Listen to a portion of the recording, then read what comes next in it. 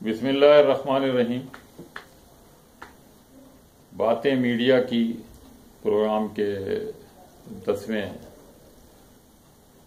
Programme کے ساتھ حاضر ہیں۔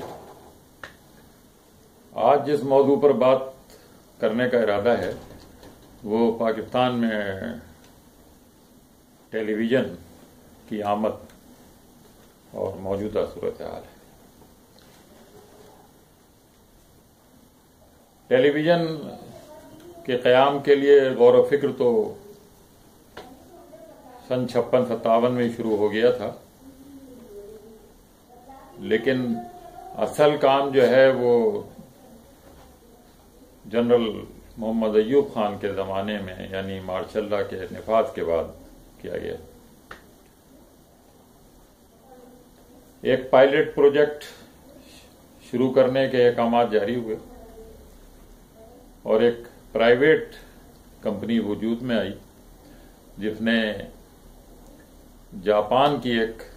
کمپنی سے اور برطانیہ کی ایک دوسری کمپنی سے تعاون کے ساتھ اس کام کا بیڑا اٹھایا۔ ایک پائلٹ پروجیکٹ وجود میں آیا اور اس کے تحت ملک بھر کے باغات، پارکوں اور ایسی جگہوں پر جہاں پر عوام کے ہجوم اپنے خالی اوقات میں جمع ہوتے تھے، جو نمائشیں لگائی جاتی تھیں مختلف طرح کی، ان میں اس پائلٹ پروجیکٹ کے تحت ٹیلی ویژن سیٹ نصب کیے گئے جو جاپان کی کمپنی نے فراہم کی۔ اس پائلٹ پروجیکٹ کی نگرانی کے لیے ریڈیو پاکستان کے ایک انجینئر عبید الرحمان کو مقرر کیا گیا اور انہی کی اور ان کی ٹیم کی کوششوں کے نتیجے میں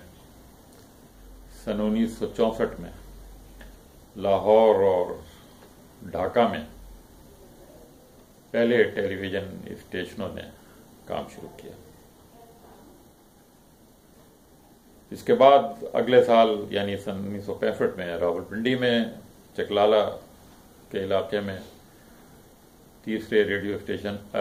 ٹیلی ویژن اسٹیشن کا قیام ہوا۔ اور مزے کی بات یہ ہے کہ کراچی کو اس کے بعد سن 66 میں یہ موقع ملا کہ اس کے ہاں بھی ایک ٹیلی ویژن اسٹیشن ہو۔ لاہور میں ریڈیو پاکستان کے عقب میں جو جگہ خالی تھی وہاں پر ایک شامیانہ نصب کر کے ریڈیو اسٹیشن کے قیام کی تیاریاں شروع کر دی گئیں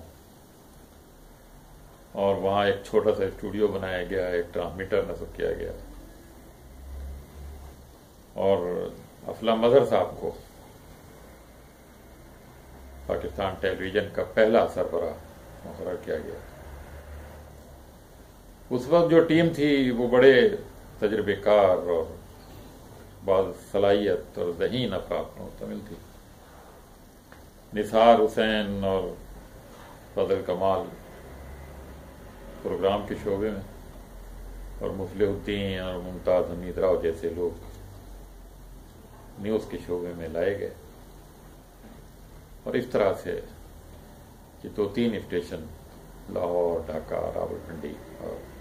کراچی نے کام شروع کیا۔ کراچی کے لیے ریڈیو پاکستان کے سابق ڈائریکٹر جنرل،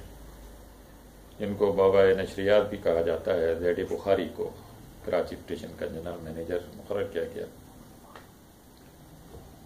یہ ایسا دور تھا کہ ہر گھر میں تو ٹیلی ویژن موجود نہیں تھا، لیکن ہر 10-15 گھر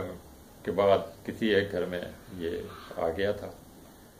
اور یہ black and white television ہوا کرتا تھا۔ اور اس سے پہر کوئی 4 یا 5 بجے شروع ہوتا تھا اور 5-6 گھنٹے کی نشریات کے بعد 11 اور 12 کے درمیان فرمان الہی اور قومی ترانے کے ساتھ بعض لوگ تلاوت سے یعنی شام کو 4 بجے سے ٹی وی کے سامنے بیٹھتے تھے اور قومی ترانہ بجنے تک اس ٹیلی ویژن کے سامنے ہی رہتے تھے۔ یہ بڑا اچھا دور تھا اور اس میں بڑے بڑے بہترین پروگرام، اور چونکہ واحد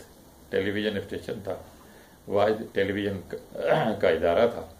تو اس کے سارے پروگرام بہت دلچسپی کے ساتھ دیکھے جاتے تھے۔ سن 1972 میں جب بھٹو صاحب کی حکومت آئی تو انہوں نے پھر اس پرائیویٹ کمپنی کو ختم کر کے مکمل سرکاری ملکیت میں ٹیلی ویژن کو لے لیا، اور پھر اس نے مزید ترقی کی، نئے اسٹیشن قائم کیے گئے، اور سن 76 میں یہ سیاہ و سفید ٹیلی ویژن جو ہے وہ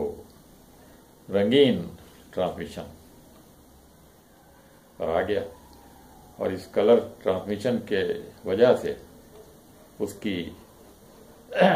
ویورشپ میں، اس کے دیکھنے والوں کی تعداد میں بے حد اضافہ ہوا۔ اس وقت بھی 2-3 مختلف طرح کے ادارے قائم کیے گئے تھے ٹیلی ویژن کے ہی، اور جو مقصد بتایا گیا تھا وہ یہ تھا کہ اس کا کام لوگوں کو اطلاعات کی فراہمی،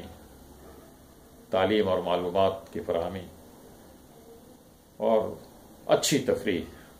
دینا ہے، اور یہ کام اس وقت بہت اچھی طرح سے اس نے کیا۔ بعد کے ادوار میں یعنی سن 1990 میں حکومت کو خیال آیا کہ کچھ نجی شعبے کو بھی اس میں شامل کیا جائے، اور پھر سن 1990 میں پیپلز ٹیلی ویژن نیٹ ورک کے نام سے ایک سیمی گورنمنٹ ٹائپ کا ادارہ شروع کیا گیا۔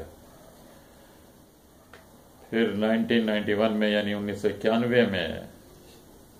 ایس ٹی این کے نام سے یہ ادارہ بن گیا، یعنی شالیمار ٹیلی ویژن نیٹ ورک، اور اس شالیمار ٹیلی ویژن نیٹ ورک پر کچھ ٹائم، کچھ سلاٹ سی این این اور بی بی سی کو بھی دیے گئے، اور ان کی نشریات بھی ہمارے ہاں دیکھی جانے لگیں، جس سے لوگوں میں ایک نئی قسم کی ویورشپ پیدا ہوئی۔ اس میں سے پھر کچھ حصہ ایک کمپنی این ٹی ایم کو دیا گیا،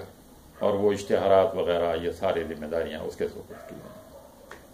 بعد میں اس سارے سلسلے کو ختم کر کے پی ٹی وی 3 وجود میں آ گیا۔ اس وقت پاکستان ٹیلی ویژن کے جو چینلز مختلف کام کر رہے ہیں وہ ایک تو پی ٹی وی نیوز ہی ہے، دوسرا پی ٹی وی ہوم ہے، تیسرا پی ٹی وی ورلڈ ہے جو انگریزی کی نشریات کرتا ہے، پھر علاقائی زبانوں کے لیے مختلف ریجنز کی زبانوں کے لیے نیشنل کے نام سے ایک ہے، پھر بولان کے نام سے بلوچستان کے لیے ایک ٹی وی چینل ہے، پھر اسپورٹس کا ایک الگ ایکسکلوسیو چینل ہے، اور کبھی کبھی پی ٹی وی پارلیمنٹ کے نام سے بھی جو نشریات نشر ہوتی ہیں وہ اور کسی ٹرانسمیٹر پہ نہیں ہوتی، انہی میں سے کسی ایک ٹرانسمیٹر کو پی ٹی وی پارلیمنٹ کے، جس میں لائیو پروسیڈنگ جو ہیں وہ دکھائی جاتی ہیں۔ پی ٹی وی نے پاکستان میں کیا کیا